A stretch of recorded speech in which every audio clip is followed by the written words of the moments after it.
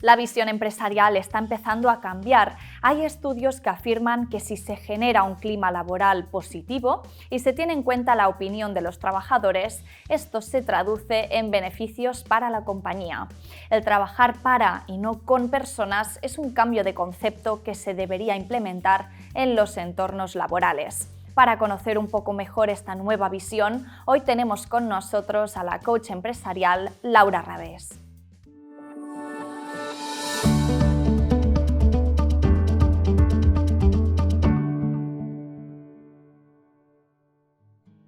Pues hoy tenemos con nosotros a la economista y coach empresarial Laura Rabés. Bienvenida. Muchas gracias, bienvenida, gracias. ¿Cuál es la función de un coach empresarial en una compañía?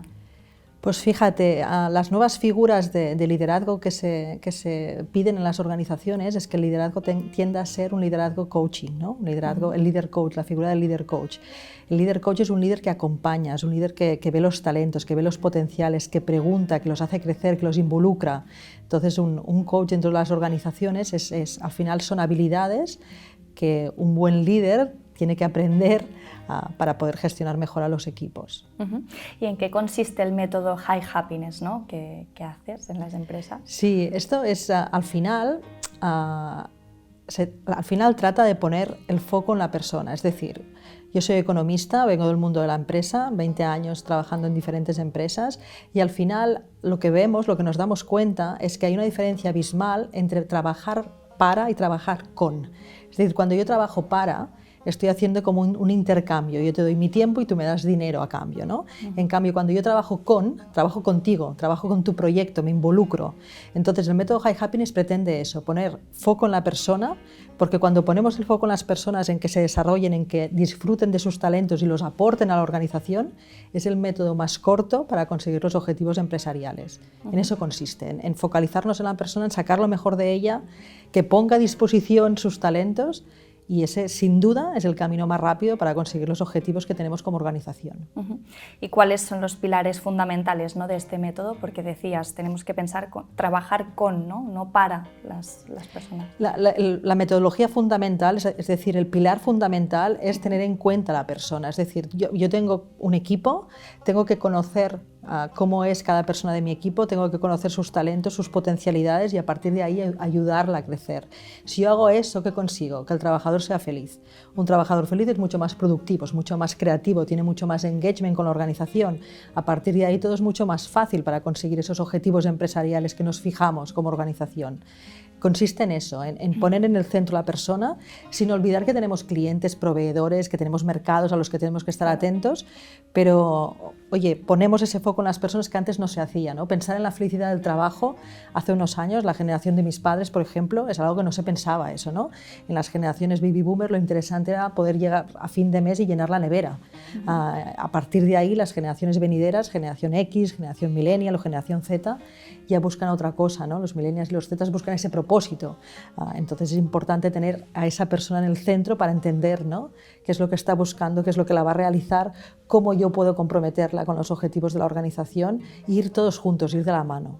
Y hablando de propósito, ¿no?, Sin amargarte la vida, también este libro que has lanzado ahora. Sí, acabamos de sacar este libro, que lo que surgió como un estudio, porque veíamos, al estudiar tantísimas personas en las organizaciones, veíamos que hay gente que sale a comerse los lunes, que sale con entusiasmo, con ganas, y hay gente que solo está pensando en las vacaciones. Y decíamos, ostras, ¿qué diferencias hay? ¿O qué tienen en común esa gente que está tan enchufada en su vida profesional? Y a partir de ahí lanzamos ese estudio de 100 personas, estudiamos a 100 personas con propósito para construir esos modelos o esos patrones, si es que los había, ¿no? Y al final yo creo que el libro pretende dar un mensaje muy optimista, decir, oye, no te preocupes, que todo, no hay tanta prisa en encontrar tantas cosas y tan rápido. Parece, en el confinamiento con el COVID, parecía que si no encontrábamos sentido en nuestra vida estábamos condenados al vacío absoluto, ¿no? Y aquí lo que pretendemos es dar un poco de aire, decir, tranquilos, o sea, que hay 1000 formas de encontrarlo y no hay que correr tanto tampoco, hay que respetarse. Hemos hablado mucho, ¿no?, de propósito, de felicidad, pero también el talento es muy importante, ¿no?, para las empresas. ¿Cómo pueden hacer los directivos para captar y retener, ¿no?, a esa persona con talento? Fíjate, el talento es algo que tiene la propia persona. La propia persona decide si cuando entra en las oficinas o en el teletrabajo, da igual, si lo deja en la taquilla, en la entrada, o si lo pone a disposición de la empresa. Eso es una elección que hace el trabajador. Yo vengo aquí, hago mis horas y me voy, o vengo aquí y te doy lo mejor de mí para que consigamos esos objetivos y para que yo me sienta bien realizado haciéndolo, ¿no?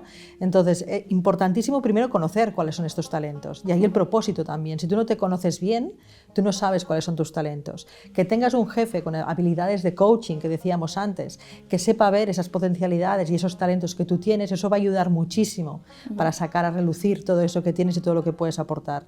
Encontrar gente buena en las organizaciones es uno de los problemas principales, y luego que se queden. Esto ha cambiado, las nuevas generaciones no pretenden quedarse de por vida en un trabajo, sino que van a ir cambiando a lo largo de su carrera profesional, que cada vez es más larga. La esperanza de vida cada vez se alarga, lo que significa, yo le digo a mi hijo, siempre le digo a mi hijo, sí, que tiene 11 años, que se va a jubilar a los 80. Entonces, con carreras profesionales tan largas, saber qué nos gusta, qué nos motiva, dónde disfrutamos, dónde no vemos pasar el tiempo, es fundamental, que van a ser muchos años de nuestra vida. Entonces, conocer esos talentos, cuidarlos, protegerlos, dejarlos volar cuando han cumplido una etapa dentro de una organización es importantísimo. El tiempo que estén, y a partir de ahí respetar muchísimo a la persona. Si eso se ve, si esa intención es visible, el trabajador va a sentir que se le respeta, que se le comprende, que se le motiva, y va a estar dispuesto a dar esos talentos y no dejarlos en la taquilla, como decíamos antes. Las empresas no solo buscan, ¿no?, ese talento, sino también las habilidades, las llamadas soft skills. ¿Qué son estas? ¿Cuáles podríamos conocer? Fíjate, lo que te enseñan en la universidad, en la escuela, son las habilidades hard, ¿no? Todo lo que es el temario, sí, escolar, educativo, universitario, todo eso son las habilidades hard. Luego tenemos otras habilidades que son más las soft, como decías tú, que son esas habilidades que enriquecen muchísimo un perfil profesional, un perfil humano. Aquí estamos hablando de la comunicación, de la capacidad de resolver conflictos, de la creatividad, todas esas cosas que no nos enseñan en la escuela, pero que nos hacen mucho mejor personas, ¿no? Liderazgo, habilidades de liderazgo, todas esas cosas que nos ayudan a enriquecernos como profesionales, y que ante un mismo currículum nosotros vemos la misma formación académica, las mismas hard skills, lo que va a hacer diferente a una persona de otra son esas soft, ¿no? La capacidad de escucha, la empatía, cómo llego a ti, ¿no? Cómo genero esa conexión emocional. Todo eso son habilidades que normalmente no nos explican y que realmente marcan la diferencia entre un profesional y otro. Y sería más para trabajar en equipo, ¿no? Digamos, estas habilidades. Sí, también. Sí. Son ideales si las tienes. Efectivamente, una persona con habilidades soft va a ser mucho más fácil que pueda constituir un equipo, que pueda trabajar en equipo, que se resuelvan los conflictos en el equipo, que se comuniquen mucho mejor. Piensa que la mayoría de los problemas empresariales surgen de una mala comunicación. Entonces, la mala noticia es que cada vez nos comunicamos peor, nos comunicamos menos y peor, y la buena es que se puede aprender a comunicarse. Es un arte y se puede aprender a comunicar como otra habilidad. Eso es una habilidad importantísima. ¿Cómo vas a trabajar en equipo si no sabes comunicar, por ejemplo, ¿no? Es una de las habilidades soft más importantes, saber comunicar y saber escuchar. Hemos mencionado el conseguir la felicidad, ¿no?, en el trabajo, pero en contraposición, ¿no?, al bienestar laboral también están otros síntomas, ¿no?, como el síndrome del burnout. ¿Qué quiere decir? Es el síndrome del trabajador quemado, ¿no? ¿Quién no conoce en su entorno trabajadores que dicen, oye, hasta aquí, estoy ya, que no puedo más, ¿no? Y eso se ha acentuado muchísimo más tras el COVID y tras la pandemia. La gente está agotada, mentalmente, emocionalmente agotada, y también se ha dado cuenta, al estar tanto tiempo en casa, que a lo mejor no necesita tanto para vivir. Entonces eso está provocando un cambio de mentalidad en el trabajador, que ha provocado que, por ejemplo, en Estados Unidos en 2021 haya dimitido 38 millones de personas, el fenómeno de la gran dimisión, ¿no?, que se está estudiando cómo nos puede afectar aquí, ¿no?, si eso puede pasar también aquí. Entonces, el síndrome del burnout es eso, el síndrome del trabajador quemado, de decir, mira, hasta aquí, yo no encuentro sentido a lo que estoy haciendo y necesito respirar, necesito encontrarme otra vez. Y ya está reconocido como una enfermedad por la OMS. A partir de este año está reconocido como una enfermedad por la OMS. Es decir, que es algo que no es puntual, sino que es algo que es, vamos, para que lo considere la OMS una enfermedad es que no es puntual. Claro, te afecta no solo a nivel psicológico, ¿no?, sino que también físico en este caso. Te afecta a todos los niveles. Si tú no estás bien, no vas a poder rendir, no vas a poder sostener, ¿no?, un día a día que exige.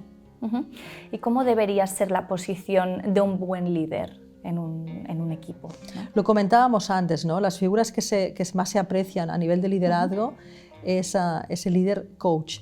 Ayer en la universidad, estaba en una universidad dando clase y les preguntaba, ¿qué esperáis de un líder?